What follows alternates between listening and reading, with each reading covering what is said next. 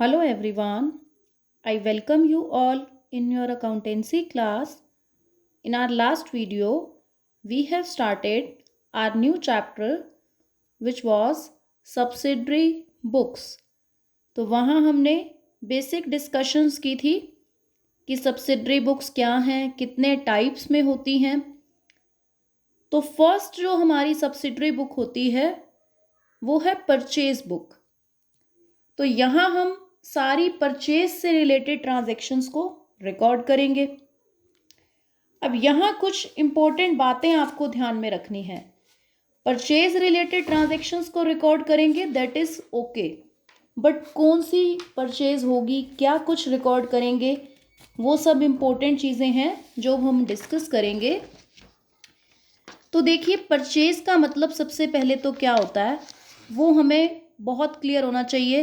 Being a accountant student, कि accounts का student होने के नाते आपको बहुत क्लियर हो जाना चाहिए कि परचेज का मतलब अकाउंट्स की लैंग्वेज में सिर्फ और सिर्फ जब हम गुड्स परचेज करते हैं, गुड्स को हिंदी में हम बोलते हैं माल, मीन्स कि जिस चीज़ का आप बिजनेस करते हो, जिस चीज़ में आप डील करते हो। अगर आप इलेक्ट्रॉनिक्स का बिजनेस करते हो तो इलेक्ट्रॉनिक्स से रिलेटेड चीज़ें आपके लिए गुड्स हैं। अगर आप फर्नीचर का बिजनेस करते हो तो फर्नीचर वाली आइटम्स आपके लिए गुड्स हैं। फिर उसके अलावा अगर आप कुछ खरीदते हो ना तो वो आपके लिए गुड्स नहीं है। तो अब अगर मैं ये कहूँ कि एक इलेक्ट्रॉनिक्स का बिजनेसमैन है और उसने अगर एक चेयर खरीद ली, नॉर्मल फर्नीचर चेयर, तो वो इलेक्ट्रॉनिक्स का बिजनेस करने वाले पर्सन के लिए जो चेयर है वो गुड्स नहीं है, वो उसके लिए एक एसेट है। तो एसेट को रिकॉर्ड करने के लिए वो कुछ और सिस्टम अपनाएगा। परचेज बुक की अगर मैं बात कर रही हूँ तो परचेज बुक्स में सिर्फ वो चीज़ें लिखी जाएंगी जो हमारी गुड्स हैं।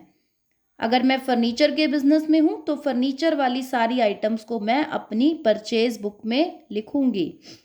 लेकिन अगर मैंने कुछ और ख़रीदा है, अपने घर के लिए ख़रीदा है, पर्सनल यूज़ के लिए ख़रीदा है, तो वो परचेज बुक में नहीं आएगा। अब अगर एक क्लोथ्स का कोई बिजनेस करने वाला पर्सन है, वो क्लोथ्स बेचता है, अगर उसने अपने कस्टमर्स को बिठाने के लिए कोई सोफ़ा ख़रीद लिया तो वो उसको परचेज बुक में नहीं लिखेगा, क्योंकि उसके लिए सोफ़ा गुड्स नहीं है, उसको सोफ़ा बेचना नहीं है। कपड़े खरीदेगा, क्लॉथ्स खरीदेगा तो परचेज बुक में लिखेगा। तो पहली चीज़ क्या थी कि परचेज बुक्स में सिर्फ गुड्स को जब आप खरीदो वो ही रिकॉर्ड करना है, एसेट्स को वहाँ पर नहीं लिखेंगे परचेज बुक में, उसकी अलग से एंट्री पास कर देंगे। सेकंड चीज़, परचेज बुक में आपने सिर्फ और सिर्फ क्रेडिट पर, यानी उधार में खरीदी गई चीज़ों को रिकॉर्ड करना है। आप अगर कैश में खरीद लेते हो कोई आइटम, कैश में आपने गुड्स को खरीद लिया, लाइक आप इलेक्ट्रॉनिक्स के बिजनेस में हो और आपने कैश में खरीदी हैं वो चीज़ें आगे अपने कस्टमर्स को बेचने के लिए, तो उसको आपने परचेज बुक में रिकॉर्ड नहीं करना। फिर वो कहाँ रिकॉर्ड हो जाएगा? कैश बुक में।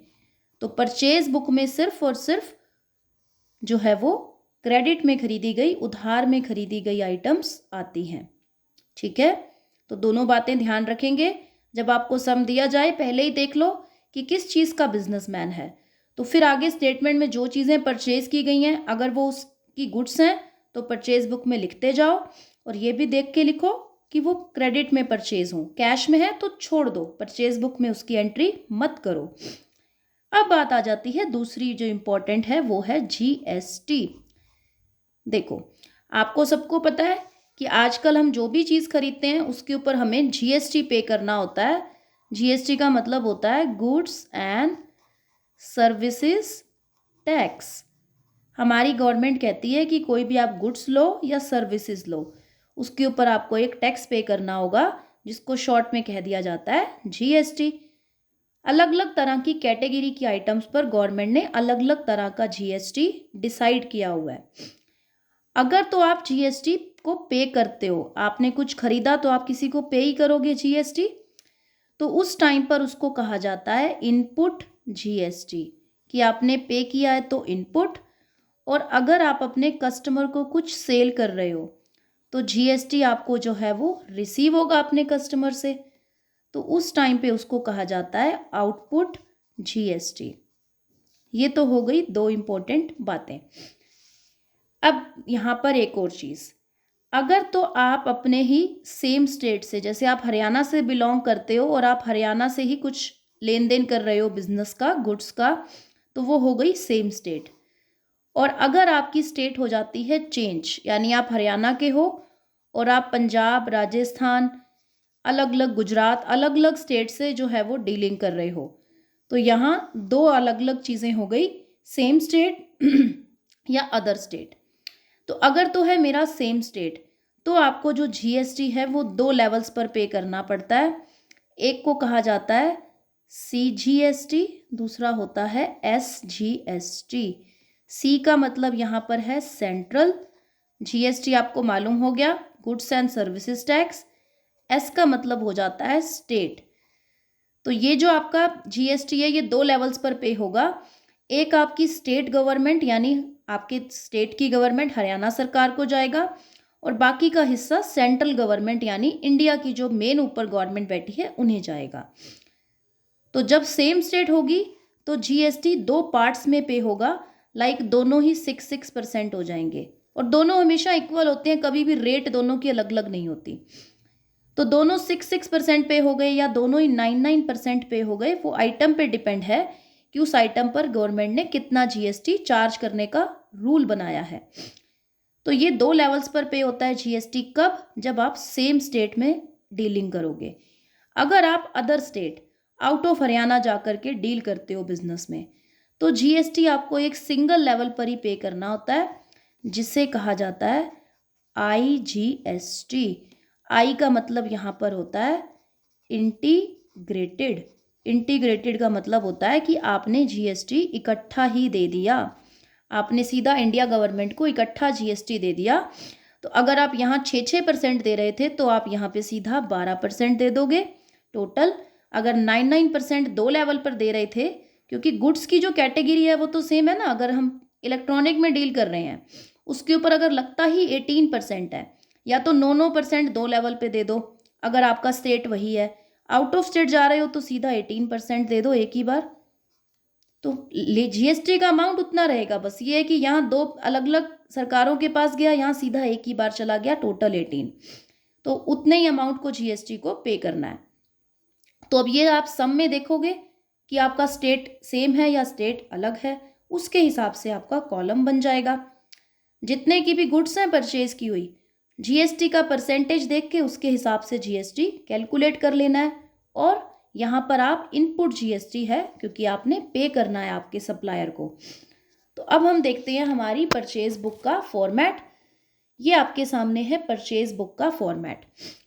तो अब यहाँ पर आपको परचेज बुक में पहला कॉलम है डेट का, उसके बाद है पर्टिकुलर्स या नेम ऑफ सप्लायर कि जिससे आप गुड्स लोगे, इनवॉइस नंबर है जो भी बिल नंबर होगा, लेजर फोलियो अगर उस कोई भी सप्लायर का नाम आएगा उसका जो अकाउंट बनेगा वो कितने पेज नंबर पर बनेगा वो लेजर फोलियो में लिखोगे, डिटेल्स में सारे अमाउंट की डिटेल।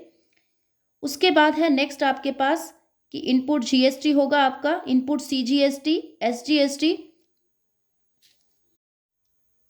तो यहाँ पर आपके पास जीएसटी के लिए अलग अलग कॉलम है। अगर सेम स्टेट होगा तो दो लेवल हैं आपके, सीजीएसटी, एसजीएसटी। स्टेट अलग है तो सिंगल में ही इनपुट आईजीएसटी के कॉलम में आप पोस्टिंग करोगे। यहाँ आएगा आपका टोटल अमाउंट, यानी कितने की आपने परचेज की, जीएसटी जोड़ करके टोटल वो आपको गुड्स कितने की पड़ रही हैं। तो ये परचेज का कॉलम है, यहाँ पर आपने बिना जीएसटी के गुड्स का क्या प्राइस है वो रिकॉर्ड करोगे आप। तो यहाँ अब हम स्टार्ट करेंगे एक हमारा न्यूमेरिकल, जिससे हमें और क्लियर हो जाएगा कि हमें पोस्टिंग को कैसे कैसे करना है। तो आपको सिंपली जो है आपके पास स्टेटमेंट में गिवन होगा कि कितने % आपने जीएसटी वगैरह चार्ज करना है। जैसे कि आपकी एक्सरसाइज का फर्स्ट जो क्वेश्चन है, एक्सरसाइज का क्वेश्चन है, इलस्ट्रेशन नहीं। Prepare a purchase book in the books of measures modern furniture house Lucknow UP from the following transaction. आपको ये अज्यूम करना है कि सीजीएसटी और एसजीएसटी आपने 6% से लगाने हैं, चाहे तो यहाँ लिख भी दो कि 6% से आप लगाओगे। तो फर्स्ट ट्रांजेक्शन आपको दी हुई है इन्होंने बोला है कि 2017 जून की ट्रांजैक्शन है आपकी कि boat from Mohanlal and company Kanpur UP, तो सेम ही स्टेट है, देखो यूपी का ही वो पर्सन है और यूपी में ही डील कर रहा है। 20 Godrej chairs at the rate 2000 each और 5 टेबल्स 6000 ईच। ट्रेड डिस्काउंट लगाना है आपको 20% से। तो अब यहाँ आपको जो है वो सिंपली रिकॉर्ड करना है इस आइटम को, इस ट्रांजेक्शन को। तो रिकॉर्ड करेंगे यहाँ पर हम, जो भी सप्लायर का नाम है वो सप्लायर के नेम से आप रिकॉर्ड करोगे, मोहनलाल एंड कंपनी, और आपने जो भी लिया है 20 चेयर्स ली हैं आपने एट द रेट 2000 ईच, और आपने ली हैं 5 tables at the rate 6000 each. तो पहले तो इनकी प्राइस लिख लो। तो इनका जो प्राइस आपको गिवन है, 20 शेयर्स हैं आपकी 2000 ईच की, तो डिटेल्स वाले कॉलम में पहले तो लिख दो 40,000। टेबल्स का जो प्राइस बन जाएगा 6 आपकी 5 टेबल्स का, दैट विल बी 30,000 रुपीज़। अब इसका टोटल कर दो डिटेल्स के कॉलम में, जो कि बन जाएगा 70,000। देन आपको क्या करना है, 20% ट्रेड डिस्काउंट जो है वो लेस कर देना है। तो 20% ट्रेड डिस्काउंट का मतलब है 14,000 रुपीज़ लेस होके आपको अमाउंट मिल जाएगी 56,000 की। अब इसमें आपने ऐड कर देना है आपका 6% CGST और 6% ही SGST। 6% कैलकुलेट करोगे आप जब, तो आपको मिल जाएगा 3360 तो यहाँ ऐड होने के बाद ये डिटेल है, यहाँ सारे अमाउंट आएंगे, जितना भी अमाउंट है वो सारा 1 बाय 1 आएगा। टोटल बन जाएगा 62,720।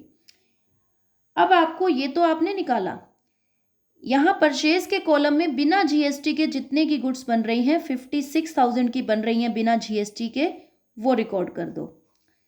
और GST आपका दोनों लेवल पर जितना बनता है वो भी रिकॉर्ड कर दो, 3360 IGST इस केस में नहीं है, डैश लगा दो।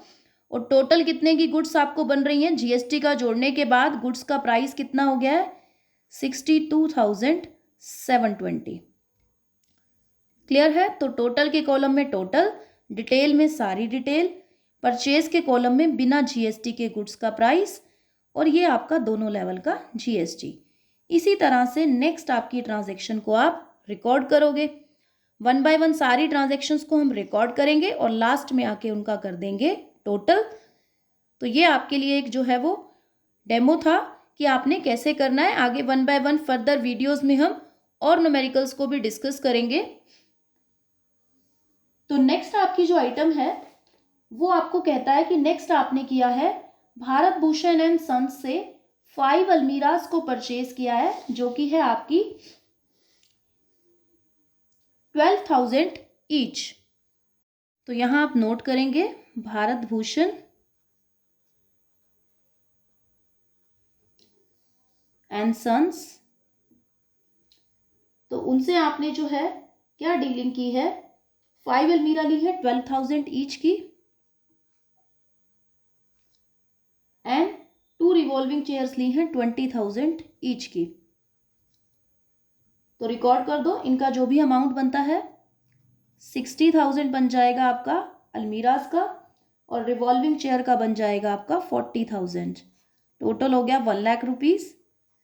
ट्रेड डिस्काउंट आपका है 10%, लेस करेंगे ट्रेड डिस्काउंट को आप 10,000 रुपीज़, 90,000 रुपीज़ अमाउंट मिल जाएगा आपको।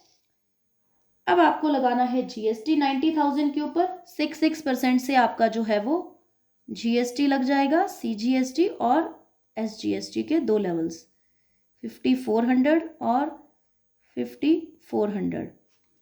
तो टोटल अमाउंट आपके पास यहाँ बन जाएगी 1,08,000 रुपीज़। तो बिना GST के आपकी गुड्स का प्राइस जो बन रहा है 90,000, वो रिकॉर्ड करोगे आप। देन 5400 और 5400 इसको रिकॉर्ड करोगे, IGST नहीं है। टोटल अमाउंट 1,08,000 रुपीज़ बन रहा है, उसको भी रिकॉर्ड कर दोगे आप यहाँ। नेक्स्ट आपकी जो ट्रांजेक्शन दी गई है, आपको बोला गया है कि सूर्य ट्रेडर लखनऊ यूपी से आपने 10 सोफा सेट लिए हैं। Surya traders 10 sofa set at the rate 2500 each and 80 desk, 80 जो है वो डेस्क हैं 2500 के, 10 सोफा सेट है 20,000 ईच के। अमाउंट इनका जो है आपको बन जाएगा आपके पास 2 lakh rupees and also 2 lakh rupees. Total जो परचेज है वो है आपकी 4 लाख रुपीज की, और 15% जो है वो यहाँ पर आपका ट्रेड डिस्काउंट है। तो ट्रेड डिस्काउंट आपका बन जाएगा 60,000 रुपीज। तो आपकी ट्रांजेक्शन का अमाउंट यहाँ पर है 3,40,000। जीएसटी लगाओगे इसके ऊपर 6% से आप 20,400 और 20,400 रुपीज का जीएसटी लगेगा यहाँ पर आपके पास 6% से। तो बिना जीएसटी के जो भी प्राइस बन रहा है गुड्स का, दैट इज 3,40,000 वो रिकॉर्ड करोगे। 20,400 20,400 दो लेवल पर आपका जीएसटी है, आईजीएसटी नहीं है, और टोटल ट्रांजेक्शन की जो वैल्यू बनेगी वो बनेगी 3,80,800 रुपीज। वो ही आपने टोटल वाले कॉलम में रिकॉर्ड कर देनी है, 3,80,800। तो ये थी आपकी ट्रांजेक्शन्स जिनको आपने रिकॉर्ड किया। अब यहां पर आपको ये देखना है कि नेक्स्ट ट्रांजेक्शन जो है आपकी क्या बोला गया है आपको। तो नेक्स्ट ट्रांजेक्शन में हमें कहा गया है कि आपने purchase for cash from Gopi Chand Haldiram Delhi. तो यहां पर आपने इससे कैश में खरीदा है, कैश वाली ट्रांजेक्शन तो आप रिकॉर्ड करोगे ही नहीं परचेज बुक में। तो इस तरह से आपको जो ये ध्यान रखना है कि ट्रांजेक्शन अगर कैश में है तो वो रिकॉर्ड नहीं होगी आपकी। तो अगर आपकी ट्रांजेक्शन्स यहीं फिनिश हो जाती हैं और ट्रांजेक्शन नहीं है तो बस आपको लास्ट में कर देना है टोटल। हर एक कॉलम का आप करेंगे टोटल, जितना भी अमाउंट है लास्ट में उन अमाउंट्स की हो जाएगी टोटल, और फाइनल आपका बस साथ में सम जो है वो हो जाएगा क्लोज। हर कॉलम को लास्ट में टोटल करेंगे एंड सम इज फिनिश्ड। बस इतना सा है। इसी तरह से आपको अलग अलग टाइप में स्टेटमेंट दी होगी और इस तरह से आप रिकॉर्ड करेंगे। That's all for today. Thank you so much.